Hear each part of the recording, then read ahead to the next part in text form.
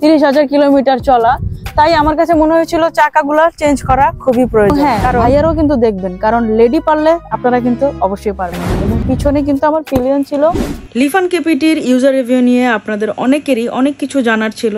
তো আমি যেহেতু একজন কেপিটি ইউজার, তো আমার চোখে লিফান কেপিটির 36,000 কিলোমিটার পরে কীরকম একটা এক্সপিরিয়েন্স আমি পেয়েছি সেটার রিভিউই আজকে আপনাদেরকে দেওয়ার চেষ্টা করব। সো দেরি না করে চলেন আমরা ভিডিওতে চলে যাই এবং রিভিউ সম্পর্কে জানতে থাকি।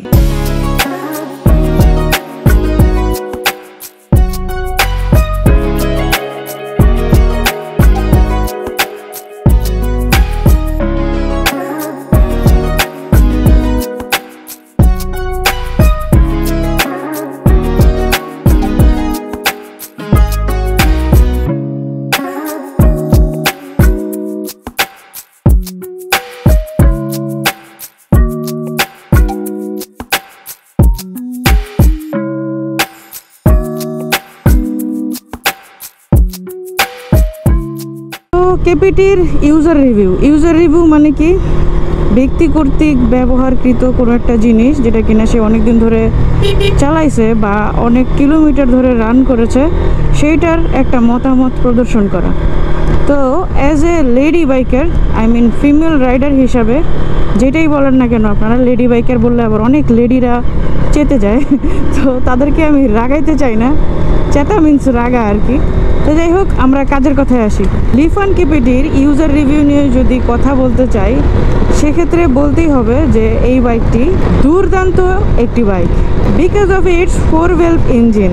যখন আমি এই বাইকটা কিনতে ডিসিশন নেই, অ্যাজ এ লেডি রাইডার হিসাবে আমার একটু বেশি ভাবতে হয়েছিল, কারণ বাইকটা almost near about 170 KG plus.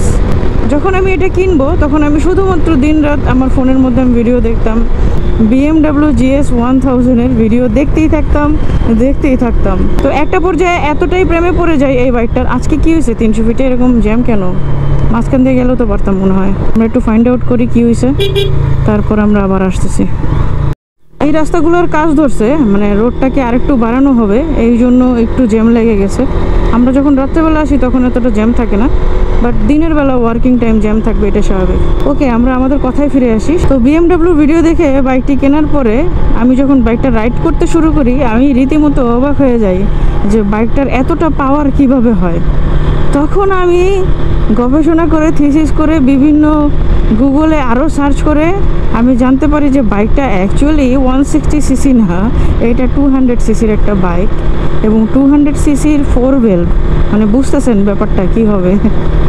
এটার মানে কঠিন দুর্দান্ত পারফরমেন্স। আর এইটা যদি ধরেন অ্যাডভেঞ্চার মডেলের বা অ্যাডভেঞ্চার বডি কিট টাইপের কিছু না হইতো, তাহলে আমি শিওর যে এটা 4V-কেও হার মানায় দিত, কিংবা মানায় কিনা আমি জানি না। আমি কখনো রেস করি না, রেস সাপোর্টও করি না, প্রমোটও করি না, সো আমি জানিও না আসলে এটা 4Vর সাথে পারবে কিনা, বিকজ দুইটাই 4 valve engine. 4V means Apache RTR 4Vর কথা বলতেছি আমি। তো দুইটা যদি একসাথে আমরা টানাটানি করি হয়তো একটা রেজাল্ট পাওয়া যেত, বাট এই টানাটানির ভিডিওগুলো কেন জানি আমার পছন্দ না, কারণ আমার কাছে মনে হয় জীবনে একটাই, এটা নিয়ে আমি কেন টানাটানি করবো। কেপিটি 4Vর আরও বেশ কিছু জিনিস আমি আপনাদের মাঝে তুলে ধরবো। তো সেটা তুলে ধরার আগে সবাই নর্মালি যেভাবে রিভিউ দেয় আমারও দিতে হবে। তো চলেন বাইকে থেকে নামি, নাকি বাইকে থেকে নেমে রিভিউ করি। আর হ্যাঁ, আমাকে দেখে কিন্তু বিন্দুমাত্র অবাক হবেন না, কারণ অলমোস্ট একটা হিট ওয়েভের মধ্যে আপনাদের জন্য ভিডিও করতে বেরোইছি, একদম হিট ওয়েভ এবং খুবই গরম, এর মধ্যে আমি ভিডিও করছি আপনাদেরই জন্য। আর আমি এই জন্য একটা সুতির জামাকে বেছে নিয়েছি। নর্মাল প্রো রাইডারদের মতো আমি কোনো ধরনের অ্যালপাইনিস্টারের জ্যাকেট বা কোনো ধরনের রাইডিং জ্যাকেট পরে আপনাদেরকে আজকে রিভিউটা দিব না। সো তার আগে আমি ক্ষমা চেয়ে নিচ্ছি। তারপর আপনারা যারা লিফান কেপিটির রিভিউ দেখতে চান তারা অবশ্যই ভিডিওটি না টেনে দেখুন, এবং লিফান কেপিটি যারা অরিজিনালি কিনতে আগ্রহী তারা এই ভিডিওটি দেখতেই থাকুন। তো চলেন আমরা বাইক থেকে নেমে যাই। সো চলে আসলাম বাইক থেকে নেমে আপনাদের উদ্দেশ্যে কিছু কথা বলার জন্য, এবং কেপিটি নিয়ে আজকে বলবো আমার কিছু অভিজ্ঞতার কথা। অ্যাজ এ লেডি বাইকার হিসাবে এই বাইকটা আমার কাছে কেমন লেগেছে সেটাই তুলে ধরবো। এবং হ্যাঁ, ভাইয়ারও কিন্তু দেখবেন, কারণ লেডি পারলে আপনারা কিন্তু অবশ্যই পারবেন। কেপিটি বাইকটি আমি নিয়ার অ্যাবাউট 6000 কিলোমিটার মতো রাইড করেছি, এবং এই বাইকটা আমাকে দুর্দান্ত পারফরমেন্স দিয়েছে, সেটা পাহাড়ে হোক কিংবা সমতলে। এই বাইকটা নিয়ে কিন্তু আমি লাস্ট ট্যুর করেছিলাম নীলগিরিতে, এবং এই বাইকটি আমাকে একদমই হতাশ করে নাই। এবং পিছনে কিন্তু আমার পিলিয়ন ছিল, এবং পিলিয়ন একজন মেল পিলিয়ন ছিল, যে কিনা খুবই স্বাচ্ছন্দ্য বোধ সহকারে আমার বাইকের পিলিয়ন হয়েছিল। এবং এই বাইকটা আমার কেনার একমাত্র মেইন রিজন ছিল এই বাইকটার ড্যাশিং লুক এবং অ্যাগ্রেসিভ লুক। বাইকটাতে আপনারা দেখতে পাচ্ছেন যে ফগ লাইট মাউন্ট করার জন্য দুইটা এক্সট্রা জায়গা আছে, এবং আপনি চাইলে যে কোনো জায়গায় ফগ লাইটটা মাউন্ট করতে পারবেন। এবং এই বাইকটার হেডলাইটটা যেটা, এই হেডলাইটটা কিন্তু একদমই বিএমডাব্লিউর সাথে মিলে যায়, এবং এইটা আমাকে অন্যরকম একটা ভাইব দেয়। এই রিজনটার জন্যই কিন্তু এই বাইকটা আমার খুবই পছন্দের। এবং এই বাইকটাতে কিন্তু আপনারা হেডলাইটের আলো স্বল্পতা পেলেও দুই পাশে দুইটা ফগ লাইট ইনস্টল করতে পারবেন খুবই ইজিলি। আরো বিশেষত হচ্ছে বাইকটি ডুয়েল চ্যানেল এবিএস, যেটা কিনা বাইককে দুর্দান্ত একটা সেফটি মেনটেন করতে সহযোগিতা করে, এবং রাইডের সময় কিন্তু আপনারা ফুললি কনফিডেন্ট থাকবেন। ব্রেকের সাথে না বললেই না, ব্রেকের সাথে কিন্তু চাকারও একটা সম্পর্ক রয়েছে। এবং এটার কথা চিন্তা করেই লিফান কিন্তু ওদের বাইকে দিয়ে দিয়েছিল অফরোডিং চাকা, যেটা আমি চেঞ্জ করে ম্যাক্সিসের আরো একটি অফরোডিং চাকা লাগাই। যেহেতু আমার বাইকটি সেকেন্ড হ্যান্ড বাইক, আমি ক্রয় করেছিলাম 30,000 কিলোমিটার চলা, তাই আমার কাছে মনে হয়েছিল চাকাগুলো চেঞ্জ করা খুবই প্রয়োজন, কারণ পুরাতন চাকায় ব্রেক স্লিপ হতে পারে। বাইকটার আরো একটি জিনিস আমার কাছে ভালো লাগে, সেটা হচ্ছে এটার দুর্দান্ত গ্রাউন্ড ক্লিয়ারেন্স। এবং এই গ্রাউন্ড ক্লিয়ারেন্সের কারণে ঢাকা সিটিতে আপনারা কিন্তু জানেন অনেক অনেক স্পিড ব্রেকার। আমি কখনো স্পিড ব্রেকারে থামি নাই ভাই। সো আপনারা যারা এই বাইক চালাবেন আপনাদেরও মনে হয় স্পিড ব্রেকারে থামা লাগবে, কারণ এটা একটা অ্যাডভেঞ্চার টুরিং বাইক। আপনারা স্পিড ব্রেকারের উপর দিয়ে যদি চলেও যান দাঁড়িয়ে, সেক্ষেত্রে আপনাদের কিন্তু কোনো ধরনের কোনো কষ্ট হবে না।